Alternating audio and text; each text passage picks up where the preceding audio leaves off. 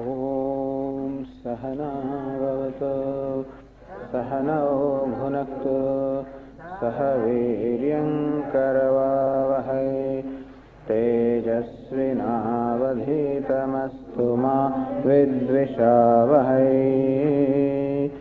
ॐ शान्ति शान्ति शान्तिः। Page 7. Let us read the verses from the beginning. श्रीभगवानुवाच भूय एव महाबाहो शृणु मे परमं वचः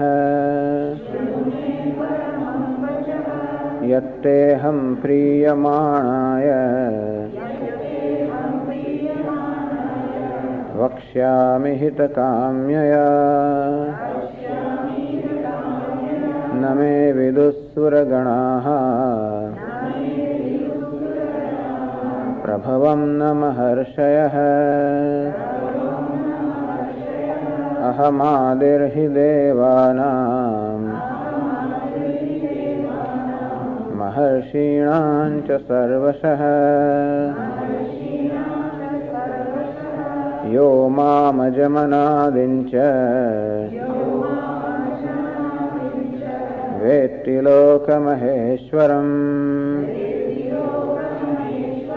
असम्मूढः समर्थ्येषु सर्वपापैः प्रमुच्यते बुद्धिर्ज्ञानमसम्मोहः क्षमा सत्यं दमः शमः सुखं दुःखं भवो भावः भयं चाभयमेव च अहिंसा समता तुष्टिः तपोदानं यशो यशः भवन्ति भावा भूतानां मत्त एव पृथग्विधाः महर्षयः सप्त पूर्वे चत्वारो मनवस्तथा मद्भावा मानसा जाताः येषां लोक इमाः प्रजाः एतां विभूतिं योगं च मम यो वेत्ति तत्त्वतः सोऽविकम्पेन योगेन युज्यते नात्र संशयः।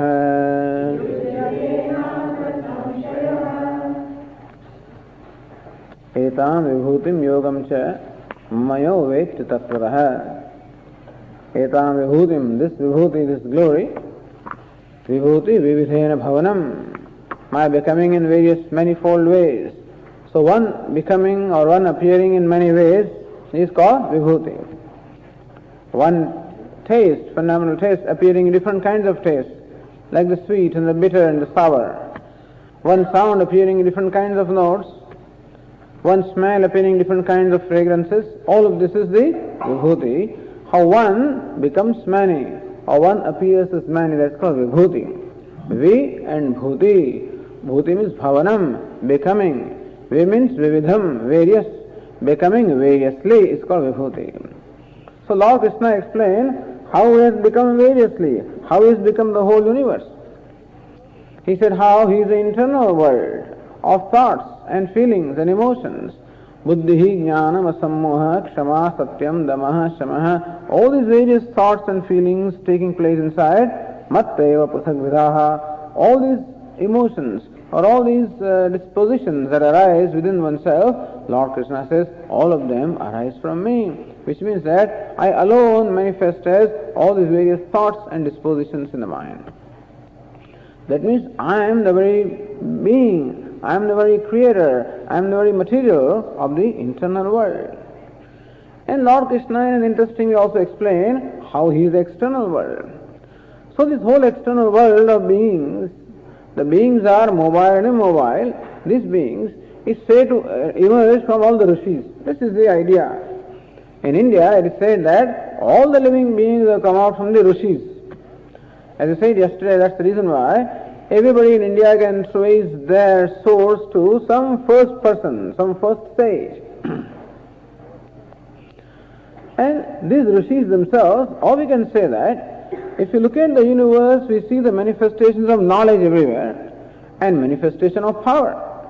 So knowledge and power has become the whole world. Everything possesses knowledge and power. So you and I and whatever it is manifestation of knowledge or intelligence and power. So rishis is sages, means knowers. So they represent the principle of knowledge. And manus were the kings or the rulers whose job it was to follow the dharma and to make sure that everybody follows dharma. So they were the rulers. They represented what we call the power. So Lord Krishna says in the beginning of creation, I brought to manifestation these rishis and the manus. That is, all those possessing the knowledge and those possessing the power. Madbhavaha manasa jataha. They were all born of my mind, born of my sankalpa. Then I was born as them. Just as the whole dream is born of my own mind, my own thoughts, similarly also Lord Krishna says, in the beginning I was born or I manifested as these rishis and the manus, that is those possessing the knowledge and possessing the powers. Well, where did they get this knowledge? Where did the rishis get their knowledge? Madbhavaha, on account of identification with me. So in fact, because of their meditations and identification with me, because of their deep devotion to me and deep identification with me, so whatever we identify with, that's what we become. Whatever thought we entertain, that's the whole idea of meditation. So whatever it is that I identify with, that's what I become. They meditated upon me, identified with me, and therefore the rishis got the knowledge that I am. And as manus, on account of their penance or austerities, identification with me, got the power that I am.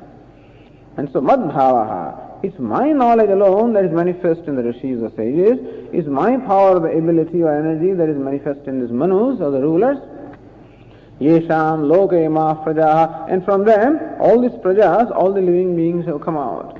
That means, hey Arjuna, this whole world of living beings is nothing but my manifestation. So this sequence was shown. Who is God? God, what we call the Saguna Brahma. So the creator, sustainer, and dissolver, who is he? Nothing but the repository, the very abode of all the energy and all the knowledge. Ichha Shakti, Kriya Shakti, Jnana Shakti. So every living creature possesses a little fraction of the power of knowledge. Every creature possesses a little bit of power of action and the power of will, the power of desire. The Lord is the one that possesses these powers in the totality. So Lord Krishna says, I, the embodiment of the knowledge, embodiment of the power to know, power to desire, power to act, all that power alone is manifest in the world of the living beings. That means I am the self of all. Just as the clay can say, I am the self of all these pots and pans, or the water can say, I am the self of all these waves, so Lord Krishna says, I am the self of all these living beings, all the creatures. That is, this is my vibhuti. Water says, I have become these hundreds of waves. Golds have become so many ornaments. Like in the seventh generation, our head figure can say, I have become all these family, all these descendants of mine. Hundreds of descendants that there are, I have become them. So also Lord Krishna says, I have become the whole universe. Recognize me. And so, as we said, the way to recognize him is, if we give up our preoccupation with the appearance, with the form. That means, if it doesn't matter to me which form the Lord comes in, then I can see him in every form. Inasmuch as I am identified with my own form, therefore, all I can appreciate or I can perceive are just the forms and names. And I fail to make note of the one that manifests through names and forms. So Lord Krishna says, all the forms, all the names, all the powers, all the abilities are all my manifestation. It doesn't matter what form it is. What it is I alone as manifesting. This is called vibhuti. Etam vibhutim yogam cha mamayo vetti tattvataha. And thus mama vibhutim, this becoming many, this glory of mine, this manifestation of mine in this whole universe, yogam, and my ability, my power of the omniscience, omnipotent, omnipresent, which alone is manifest. Yo vetti tattvataha, one who knows it as it is in reality, saha avikampena yogena yujyate natra samshaya. There is no doubt that this devotee of mine becomes united with me in an unswerving union. So he enjoys with me an unswerving union because he recognizes me as whatever is outside also is I, whatever is within also is Lord. And the devotee who thus recognizes then gets united with him with an unswerving yoga. Of course, the most unswerving yoga is when God is known as a self. So even what we call Saguna Brahma, that is Brahman or God with attributes, is of course the first step of knowledge. To recognize all the attributes belonging to God, or God manifests as all the attributes, including my own attributes. And second step is to know Him as myself. This is how Bhagavad Gītā presents. First to know Saguna Brahma, Brahman or God with the attributes, with as many names and forms. And then ultimately to know Him as my very self. So Avikampa Yoga, the unswerving yoga, unswerving union or abidance in the Lord is possible only when the Lord is known as my own self, because no effort is needed on my part to be aware of myself. For me to be aware of something else always needs an effort. Because I must bring into operation my sense organs, so my mind, some effort is always required if I want to think of something else. However dear that is, and still some effort is always required. However, for me to be aware of myself, no effort is required. That's why if you ask a question, hey, are you there? Yes, I am there. Are you conscious? Yes, I am. How do you know you are there? How do you say you are conscious? I know it. Because to know that I am, it requires no effort. That is called self-effulgent. That being that I am, that fact is self-revealing.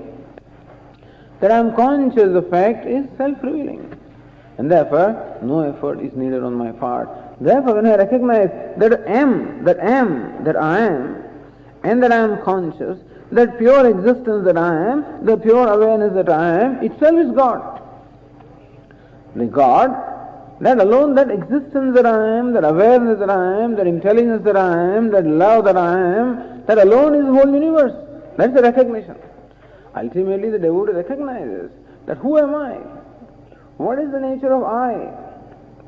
Sat, existence. Chit, awareness. Intelligence. Happiness. Love. Wholeness. That's what I am. That what is this world? It's nothing but the manifestation of that wholeness. That very wholeness that I am is manifest as the universe. Internal universe of thoughts and external universe of objects. That existence that I am manifests as the internal world of thoughts, external world of objects. The intelligence that I am manifests as the internal world of thoughts, external world of objects. That love that I am, beauty I am, happiness I am, wholeness I am, harmony I am, that alone is manifest as everything. Thus I recognize, first I recognize God everywhere, then I recognize I everywhere. And that is the Avikampa Yoga, the unswerving union with the Lord. Natra samshaya, hey Arjun, there is no doubt about this. How does this unswerving union happen? Lord Krishna describes it in next 4 verses from the 8th verse on the page 9 of our booklet. Aham sarvasya prabhavah, aham sarvasya prabhavah, mattas sarvam pravartate, mattas sarvam pravartate, iti matva bhajante mam, iti matva bhajante mam, buddha bhava samanvitaha, buddha bhava samanvitaha. The second line says, iti matva, knowing thus. Mam bhajante, they worship me, they adore me. Who? Buddhaha, the wise people. Bhava samanvitaha, endowed with that bhava, endowed with that feeling, endowed with that emotion, the spirit of the devotion. So these wise people endowed with the devotion. Mam bhajante, they worship me. So here Lord Krishna says how knowledge becomes the means of worship. How knowledge becomes a means of worship, and how that worship becomes means of knowledge. As far as Saguna Brahma is concerned, that is as far as God as creator, sustainer, dissolver, possessed of all the attributes, omniscient, omnipotent, as far as that God is concerned, the knowledge of that God becomes a means of his worship. That creates in me the devotion for the Lord. And that devotion or worship becomes a means of which knowledge? Knowing that God is myself. So we should know this debate is always going on. Which is superior? Knowledge superior or devotion superior? Not that two are different, but then they always fight with each other. And therefore, those who call themselves bhakta or devotees, they will say that the knowledge is a means of devotion. And the people wedded to knowledge, the Vedantins, they will say the devotion is a means to knowledge. Both are right. Knowledge is means to devotion. It is not so. More I know about the person. If the person is good, of course, sometimes more we know than, as Swami, I love you and then I love you, more you know. But then, if the person is really good, then more I know about the person, more intimately I come in contact, more reverence arises in my heart, more love and sense of gratitude arises in my heart. Particularly, not only that person is great, not only do I know the greatness of the person, but when I recognize that the person loves me, cares for me, that's more important to me. Not only person is great, that's all. Then I have admiration for the person. When I recognize that that person, the great person, in fact, loves me, cares for me, has always, in fact, always helped me, that he is my well-wisher. As I come to know, then that sense of gratitude and the reverence and the devotion and the love, they become manifest in my heart. So that is how knowledge of the attributes, knowledge of the qualities, knowledge of the greatness becomes a means of discovering the love or devotion from my heart. This is very important. That's the reason why we listen to the glories of the Lord. That's why Katha Shravanam. We listen to the Katha. We listen to the stories of the Lord. We listen to his sports. We listen to his exploits. And thus in every culture in India, so many Puranas are there. Bhagavata Purana, Ramayana, Mahabharata, so many things are there. And we listen to them. It's of course very enjoyable to listen even to the stories. But then through the stories what we are told are the glories and the greatness and majesty of the Lord. Also how the Lord is the self of all, and how his love and grace is available to everybody. How he always showers his grace upon everyone without any expectations. How I as an individual is always the recipient of his grace, whether I know it or not. In the world, of course, that I will be done, somebody will do favor to me when I return the favor. In the world, usually the relationship is one of give and take. But I give something, I receive something. But here is a relationship of all that I am receiving without even my knowing.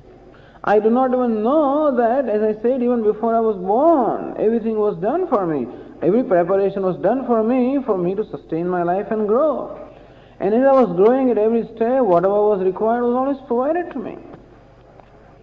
And I don't even know that every moment, as Swami says, each one of us enjoys that grace. That heart, is throbbing. Lub, dub, lub, dub, is throbbing. And who does that? How that heart, the pump, namely heart, how does it function? How there is intelligence in every DNA, and how every moment, it's just mind-boggling. When we look at anything, look at how the body functions, look at how every atom functions, look at how the whole thing functions.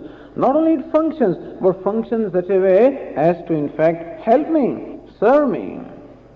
And thus we see the whole universe is so designed and so created as to all the time support me, nourish me, nurture me, help me. And so, it is not merely mechanical creation. The science may look upon that as a mechanical creation. But Vedantists don't look upon it as a mechanical creation. It is creation out of love, or creation out of ananda. As Taittiriya Upanishad says, Anandadhyeva khalvimani bhutani jayante, anandena jatani jivanti, anandam prayanti, abhisamvishandi. The whole universe is born of ananda, wholeness, happiness, fullness. Is sustained by that wholeness and fullness, and it goes back into that. Which means that this is nothing but the manifestation of wholeness, or fullness, or ananda, or love. So this is the cause of the creation, not some mechanical matter, some material principle. Cause of the creation is something that is very live, something that, as I said, has concern for me.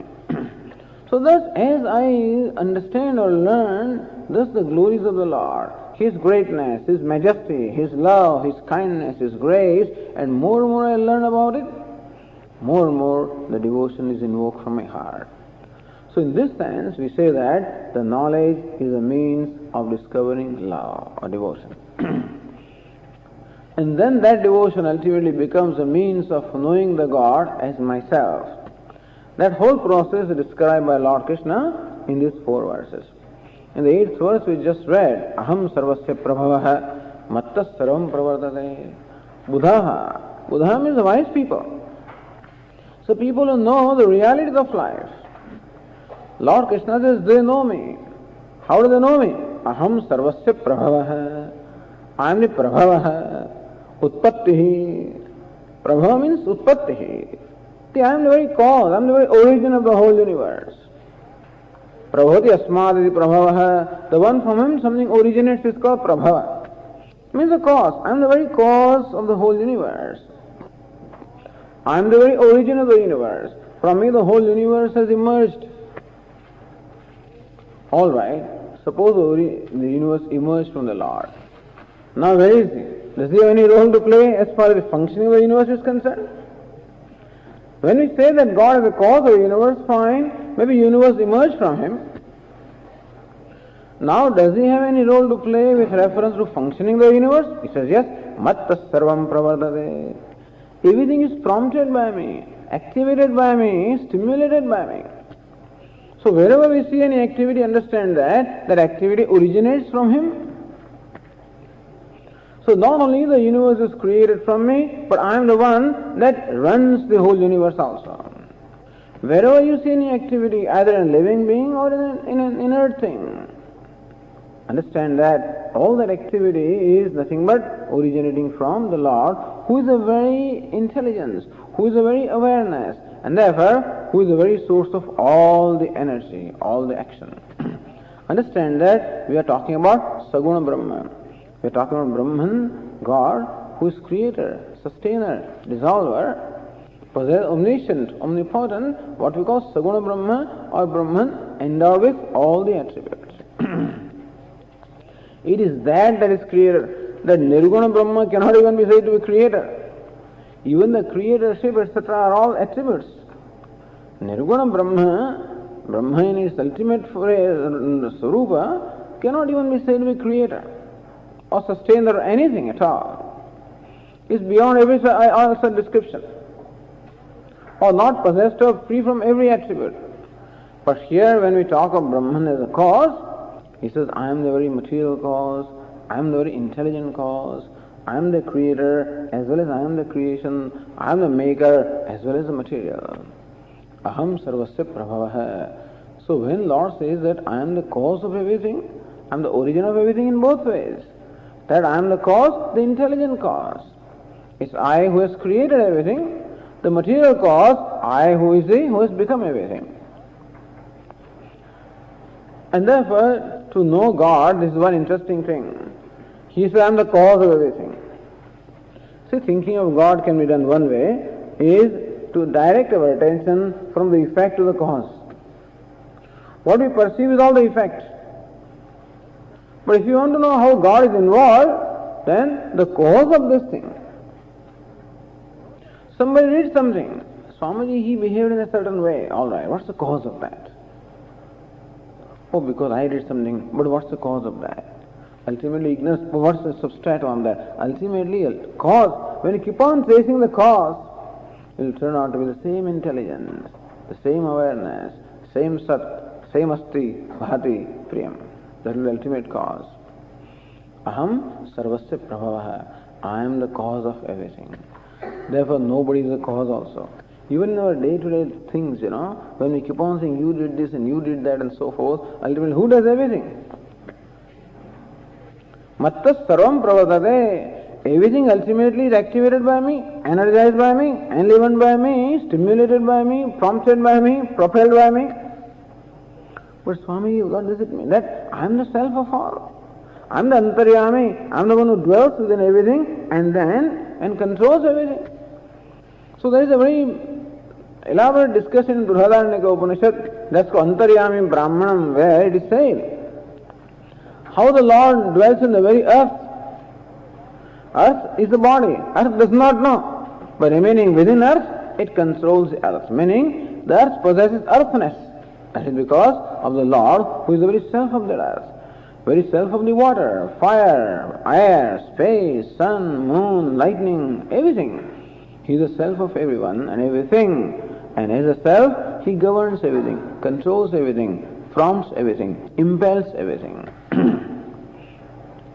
But Swami, how about the thief then? He is committing a theft. God is doing that also, yeah? How about this murder? He murdered somebody.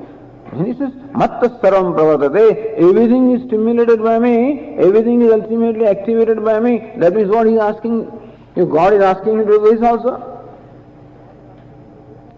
He says, yes. Everything is originated from me. Everything is activated from me. It is true, of course, what the actual expression is depends upon that personality. The electricity is one that in fact motivates or impels every fan to act, every fan to rotate, and every light to shine. But then whether light is bright or is dull, whether fan is making noise or not, etc., is all determined by the upadhi, determined by the vehicle, determined by the medium through which the electricity expresses. And without electricity nothing can run.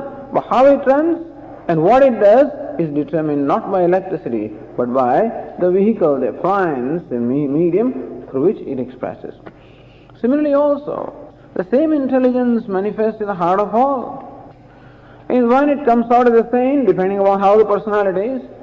Another one it comes out as a sinner depending on how the personality is. And so the varieties that we see here, in terms of various activities taking place, all of these are determined by the personality. But anyway, that person that prompts everything through every personality is nothing but the same intelligence. Aham sarvasya prabhavaha mattas sarvam pravardate iti matva. Knowing thus, mam buddhaha. Buddha means wise people, they know that then God alone is everything. If everything is originated from Him and everything functions on account of Him, so then when he sees the wind blowing, what does he see? He sees the cause of the wind blowing also is nothing but God. Makes the wind to blow, sun to shine, the fire to burn, the earth to support, the space to accommodate. Thus he sees God functioning as all this. When he sees a horse running, when he sees a bird flying, when he sees the mind thinking. So what is it that provides the very motive power for everything to function? Nothing but God. And therefore, the Buddha, the wise people, they worship me. They see everything as my glory. Everything is my manifestation only. Within as well as without. Bhava samanvitaha. And it is said, more we know about this glories or majesties of the Lord, that bhava. Bhava means the love. Bhava means the devotion. Devotion as well as the commitment. So, reverence as well as love. Both of these. So when we know about the greatness, the majesty, then reverence is created. At the same time, when we know about the grace, then the love is created. Or love becomes manifest.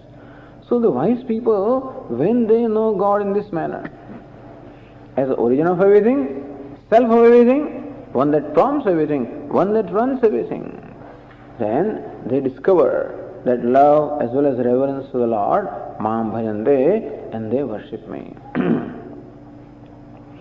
So the wise man endowed with this vision, endowed with this bhava, endowed with this love, endowed with this reverence, Mam bhajante, they worship me, they adore me. And this adoring, this worshipping, how does it go on with these wise people? The 9th verse tells us that.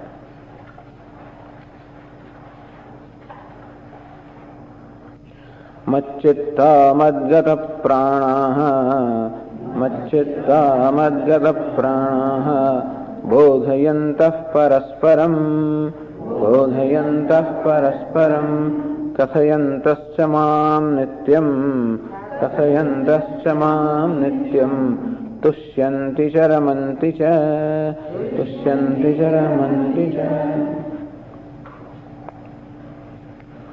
So Buddha, that means wise people endowed with this love and devotion and reverence, they worship me.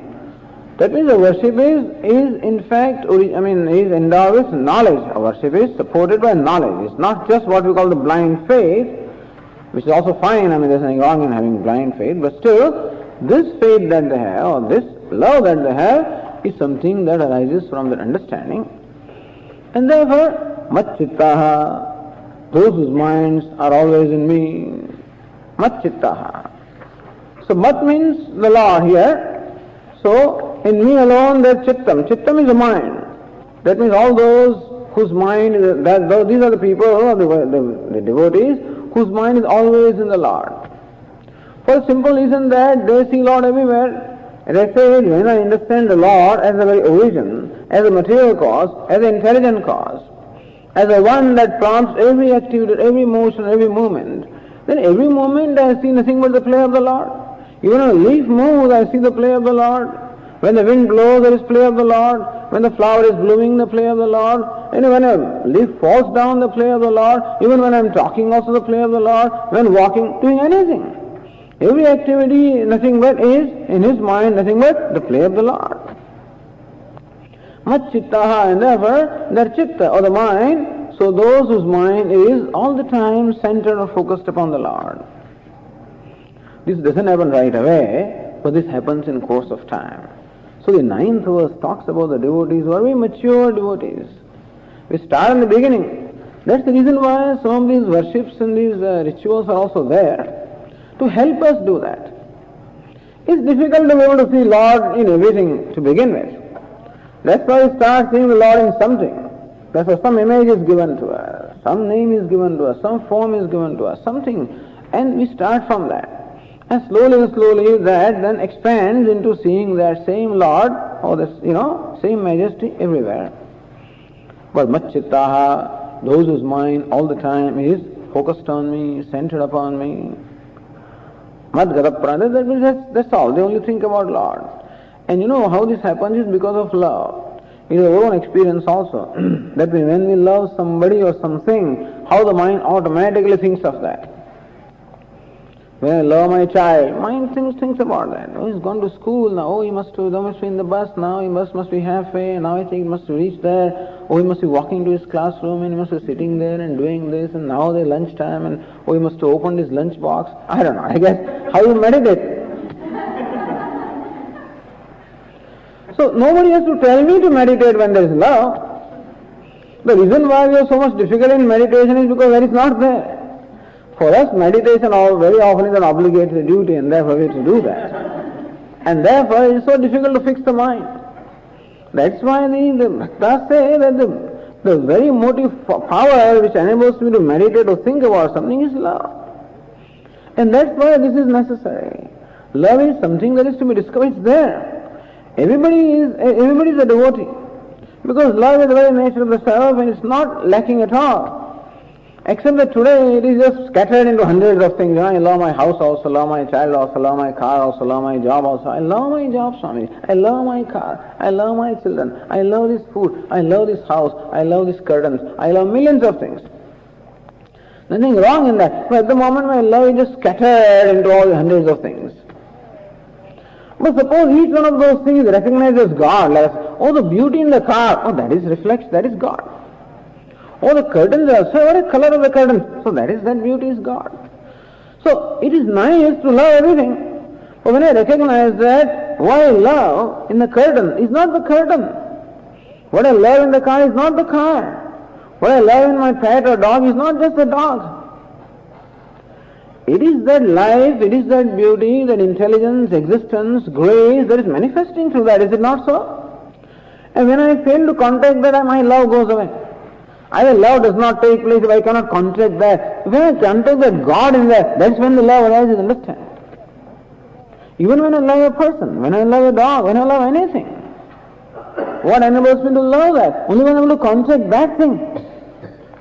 Whatever it is, that's the barrier between myself and that thing in there. So that thing in me and that thing in there, when they come in contact, that is when love happens. To the extent that the contact is there, to the extent the intensity of love. So whatever it is, that's a barrier, when that barrier breaks down. Oh Swamiji, I love because he accepts me in every way. He loves me, whatever it is. For me to be convinced that, that I am accepted or whatever, that barrier drops. That's when the contact happens. One Chaitanya here, contact with Chaitanya there.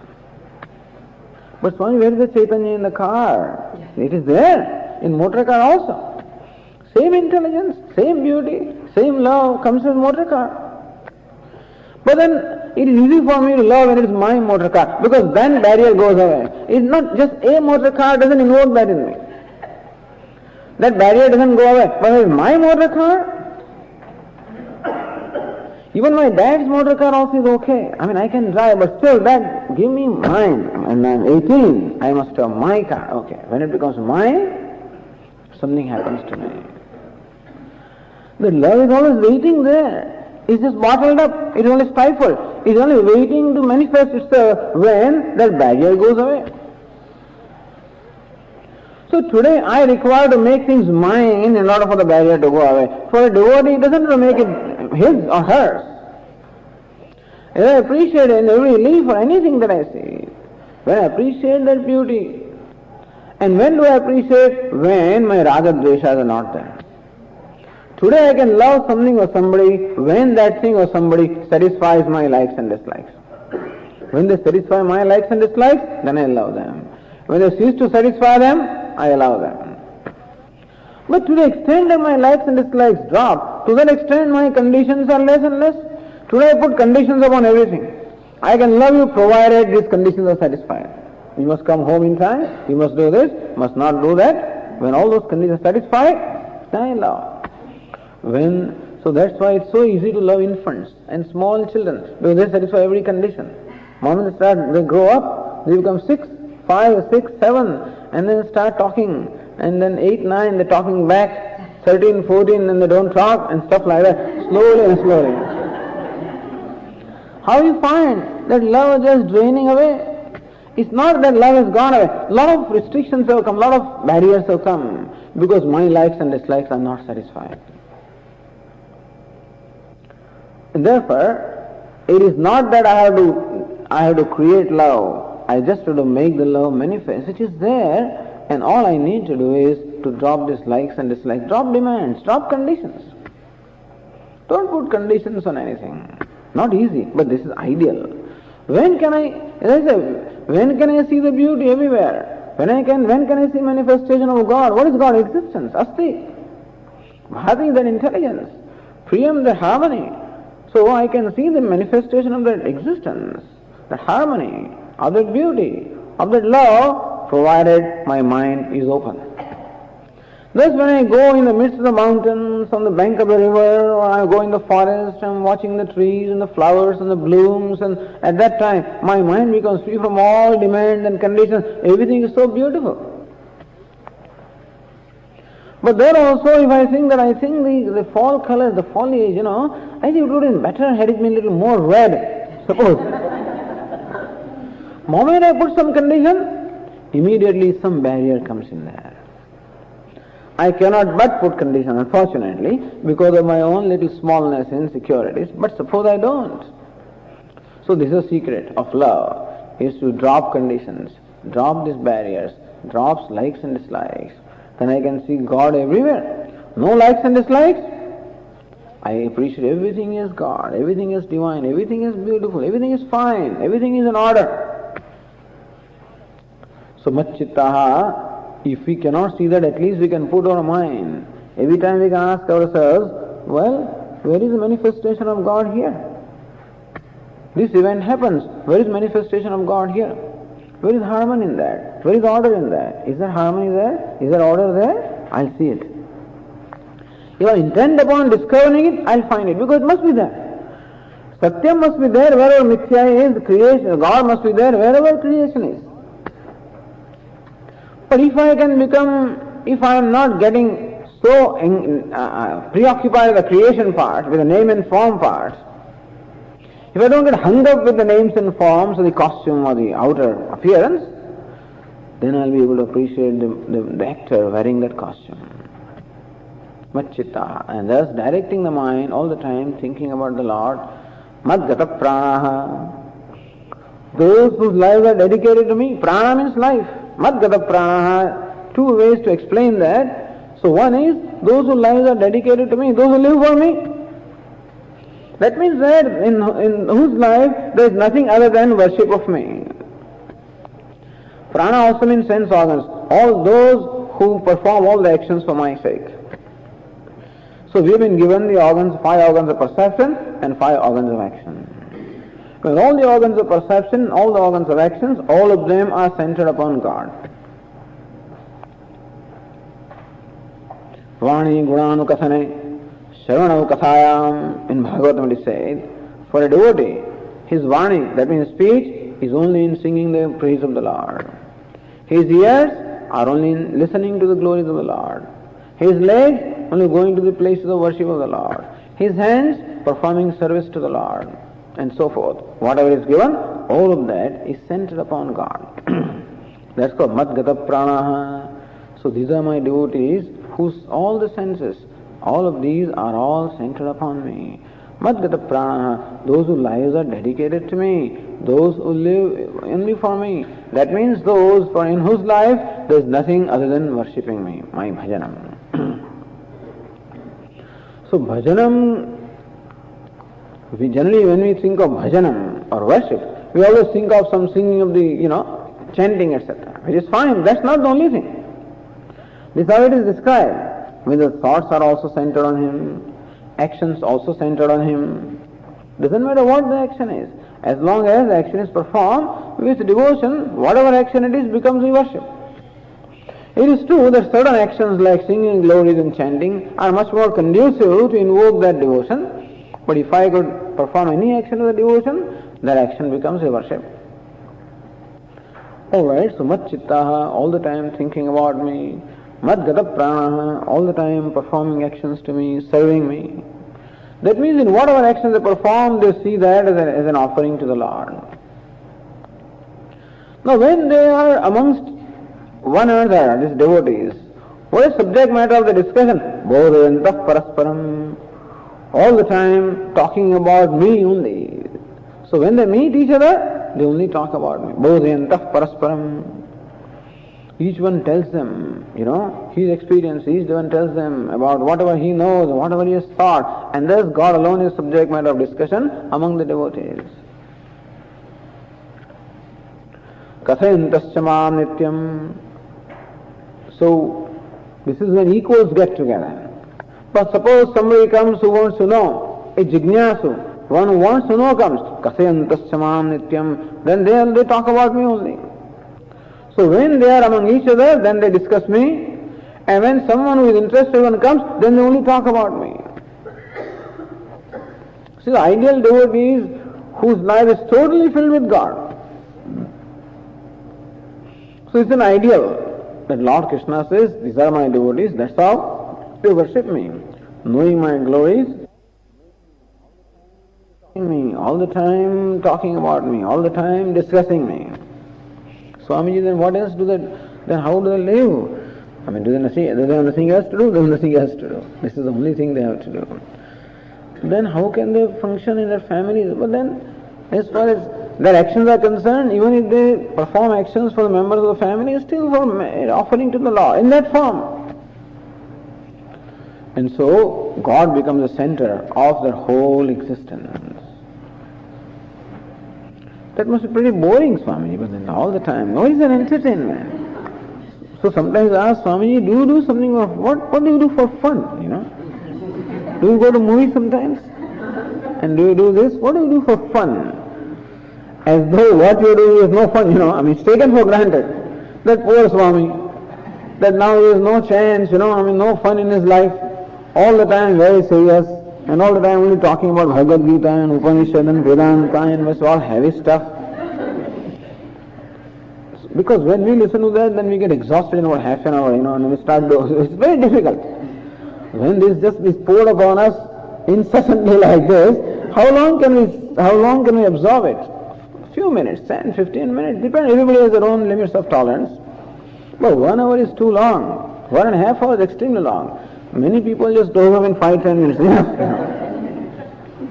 Some people sustain for a few more minutes, you know. But I understand. So when you do this alone, you know, as a living, what happens to you? Naisas tushyanti, charamanti sa, tushyanti. They are totally satisfied. They are satisfied with this. As I said, where there is love, there is satisfaction. So when this is done with what? Love is its own reward. You need not do anything else. You need not get any other reward for love. Is it not so? And when you cook also out of love, then itself is a reward. When you cook or feed or do anything, when it is done out of love, then very doing itself is a reward. That itself gives me a great satisfaction. What else do you need to get satisfaction? Tushyanti, and therefore these devotees are always reveling. That means, Tushyan, always satisfied, always content, always happy. Ramanti cha. Ramanti means having, so Raman, Rati means thinking of something with love, that's called Rati. The Rati, that means their mental love or pleasure also comes from that, and their satisfaction also comes from this. So understand that this is full of rasa. So worshipping God or devotion to the Lord is full of rasa. Rasa means joy. Wherever there is love, there is going to be joy. Or to the extent there is love, there is extent of joy. Therefore, they are always happy. They are always content. They are always reveling in their mind. This is what the devotees do. What do we do, Lord? Do we just watch this? What do we do? Lord said, don't just watch.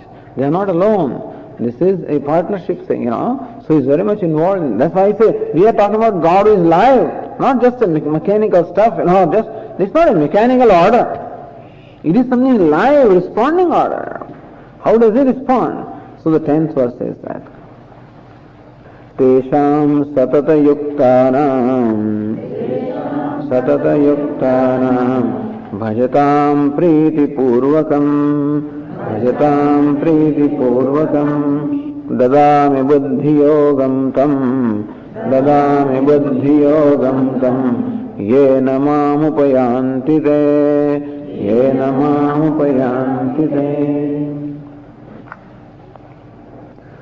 tesham satata yuktanam. Lord Krishna says, these devotees of mine who are always yukta, always centered upon me, always devoted to me. I see them. That's all. They just live for me. They will think of me. Whatever they do for me. And we see description of many devotees like that. Many devotees, when you read Ramayana, Bhagavata, and all these texts, you can see an example of many such devotees who live for the Lord. Like simple example of Shabari, you know, in Ramayana. There is this old woman Shabari, in fact a tribal woman, an outcast. They won't even touch her. She belonged to that category.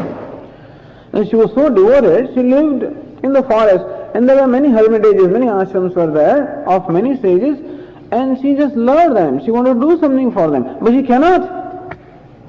So she would wake up early morning before anybody wakes up, and she would go and clean all their, their courtyards and fronts and things like that. She would do all that, so that nobody even knows who has done it.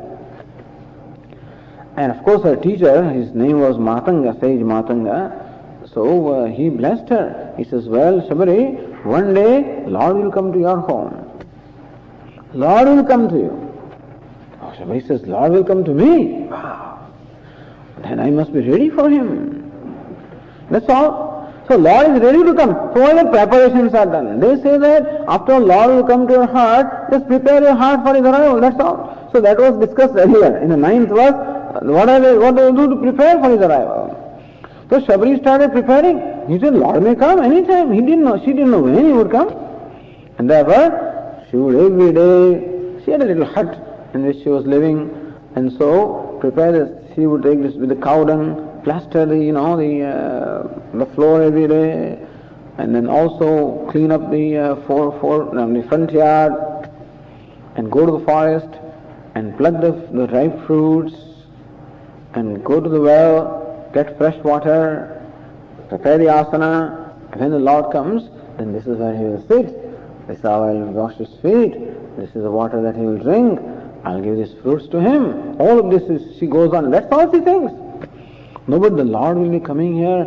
I know he will be walking with bare feet, and so the path must be clean. There should be no thorns, there should be no pebbles. So she would go a couple of miles on the path on which Lord may be walking, and she would clean every day. And then wait. Didn't come? Next day. Do the same thing and wait. Don't think that Shabri did this only on the day when Lord came. She was doing this for years together. Not that he just brought fruits on that day. She would bring every day. For years together. Satatayuktana, all the time thinking of Lord. He must be walking. He will be coming on this path. He will come this way. He will enter here. He will sit here. He will sit like this. That's all. Mat-chittaha. Mat-gata prana. Her life totally dedicated to him. Whatever she did was all centered upon the Lord. She goes to forest, gets the fruits, also for that. She sweeps, also for him. She plasters, also for him. Brings water, also for him. And she will only talk. If anybody comes to her, the only subject matter of talk also is only that. Tesham satatayuktanam. Lord Krishna says, when I see these devotees, this all the time centered upon me. All the time devoted to me. Bhajatam, and worshipping me, adoring me. For what? What sort of reward do they want? Preeti purvakam, out of love for me. Not that they want something from me. Many people want some benefit and they want some name and fame and power and stuff like that. And so many devotees are there. As you saw in the 7th chapter, there are many devotees who remember God only when they are in great trouble, otherwise they don't remember Him. There are other devotees who approach God when they want some lava, some kind of a benefit they want. Oh God, I'm doing this. Please make sure that I get the next contract. God, I'm doing this. Please make sure that my son gets admission. Things like that. Some people make an offering first and then wait for it. Some people say that if you do this, then I will offer it. So they don't make offering right away. They make offering later on. When God must first fulfill his condition, and then I'll fulfill my condition. But these devotees, Preeti Purvakam, purely out of love for me that they do. In the sense that they just want me. As you say, everybody wants Narayana and Lakshmi. Lakshmi means the goddess of fortune, and she is the consort of Lord Narayana. Everybody wants her. Everybody wants Lakshmi. Everybody wants fortune. Everybody wants his wealth. And she comes also. But she is wedded to Narayana. And Lakshmi is always restless, unsteady. So she is wedded to Narayana. She comes all that, but then sometimes just goes away. We don't even know when she goes away. So rather, why not bring Narayana here? Then Lakshmi has to come. But people don't do that. As Kabir says, everybody worships Prabhuta. Prabhuta means everybody worships my glories and my majesty. Prabhu, me, they don't worship. Even God also won't worship, he didn't have that majesty. They worship my glories, my majesty, because they want majesty. If they had worshipped me, they would have gotten me along with majesty, because when he comes, his majesty will come. Here majesty comes, when he doesn't come, that majesty goes away, because ultimately it's not comfortable here. Lakshmi can't be comfortable with us, she's only comfortable with Narayana, and so she'll go away. But here, they just want Narayana, they just want the Lord, they don't want anything else. Bhajatam Preeti Purvakam. When I see that, what do? Dadami buddhi yogam tam. I give them buddhi yoga. Buddhi yoga means the wisdom, the knowledge I give. Lord Krishna says, I give them the knowledge. What is buddhi? Buddhi means wisdom. Samyak darshanam, the true knowledge. Yoga means an association with that. That means that I make them united with the knowledge. That means I give them that very knowledge. What kind of knowledge? Yena mam upayantite. Whereby upayanti, they come close to me. How close they come to me? As when they discover me as their very self. See, the devotees are worshipping God is somewhat different from them still. Whenever I worship God, there is Saguna Brahma with attribute, there is a devotee here and God, the duality is there. And people are this concerned that Swamiji, this all worship is in the realm of duality. But God is my own self. How can I worship Him? But at the moment, still God is not myself. At the moment, the reality is that still I look upon God as different from me. And therefore, the worship starts in the realm of duality. My being devotee, His being God. And ultimately, the duality is raised. Lord Krishna says, Yena mam upayantite. I give them that knowledge by which they come to me. That means they discover me as their own self. How do you give the knowledge? The 11th verse tells us that. Teshamevanukampartham ahamadjnanajam tamah nashayamyatmabhavasthah jnanadipena bhaswata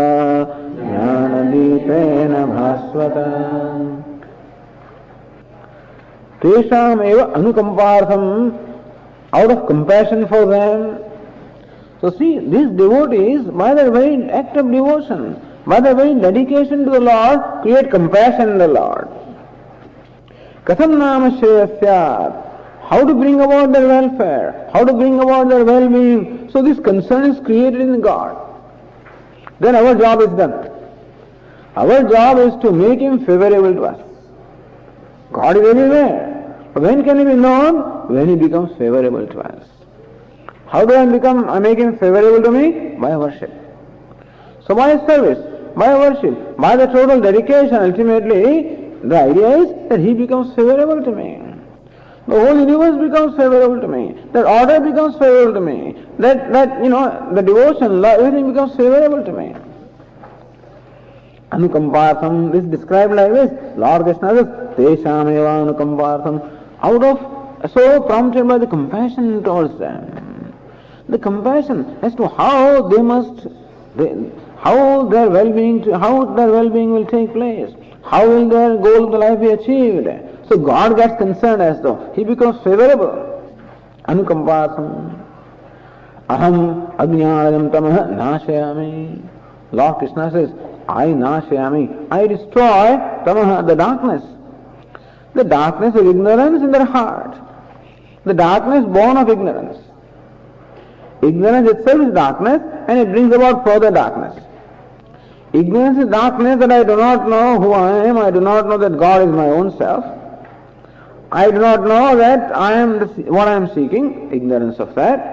At the same time, further darkness, I take myself to be a limited being. I take myself to be samsari, a jiva, limited, helpless, hapless creature. That is a further darkness. That means all the various complexes about myself, wherever I look upon myself as a limited being, that is darkness. And when I look upon myself as a limited being, insecure, then the world also is either threatening to me or offering me security. There is further darkness. Those are distorted vision about myself, various complexes about myself. This is insecurity, the fear, the helplessness, the smallness that I feel about myself, there is darkness. And looking at the world as real, as a source of pleasure, a source of happiness, security, another darkness. Looking upon God as different from me, all of this is called darkness. This is called vikshepa. Avaranam and vikshepa. Avaranam means the veiling, vikshepa means projections. So various projections or various notions or complexes about myself, about world, about God, this is called ajnanam tamaha, the darkness born of ignorance. Nashayami, Lord Krishna says, I destroy that. How do I destroy it? Jnanadipena bhasvata. By the shining lamp of knowledge. So by the shining lamp of knowledge, I dispel the darkness of ignorance in their own heart. Where are you, Lord, sitting right all this time? Atma bhavastaha. The one who is obtaining their very self. Atma bhavastaha. Lord Krishna says, I am seated in their own heart and their own self. And still he is not revealing himself that way. It's not that God is away from me. God is in my own heart, as my own self, but does not reveal himself that way. Right now he reveals himself as Jiva, but then he starts revealing himself as he is. Atma bhavastaha. I, who is seated in their heart, who is their very self, make myself manifest as their own self. And that is called the lamp of knowledge. What is lamp of knowledge? What we call Viveka Jnanam. That knowledge that I am not this body, Viveka, the discrimination, I am not the body, I am not the mind, but I am the Asti Bhati Priyam, I am that Satchit Ananda, and that everything is also nothing but Satchit Ananda. That's what we call the Viveka, the discrimination between the Mithya and Satyam, or the self and non-self. That Viveka, that discrimination takes place. This is called the lamp of knowledge. So knowledge always is compared to light, is compared to lamp, because lamp is that which dispels darkness. And similarly also knowledge dispels the darkness of ignorance. And the darkness of ignorance is in my heart. Lord Krishna says, I manifest myself as their own self, I become the object of their knowledge. That means the knowledge takes place, this Viveka Jnanam takes place, all the notions are dispelled, the ignorance is dispelled, and that's how, by the bright lamp of knowledge, I dispel the darkness. That means he gives the knowledge. This is very clear, Who gets the knowledge? Do I know the Lord, or does he make himself known to me? Here Lord Krishna says, I reveal myself to them. Because this question is always asked, how can you know the limitless? Swami, how the mind that is limited will know the limitless? I said, don't bother about those things. Here Lord Krishna says, I reveal myself to them.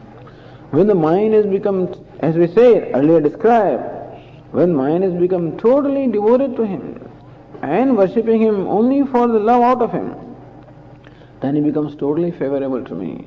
He reveals himself as his own self, as my own self, and that's how all my notions and darkness of ignorance is dispelled.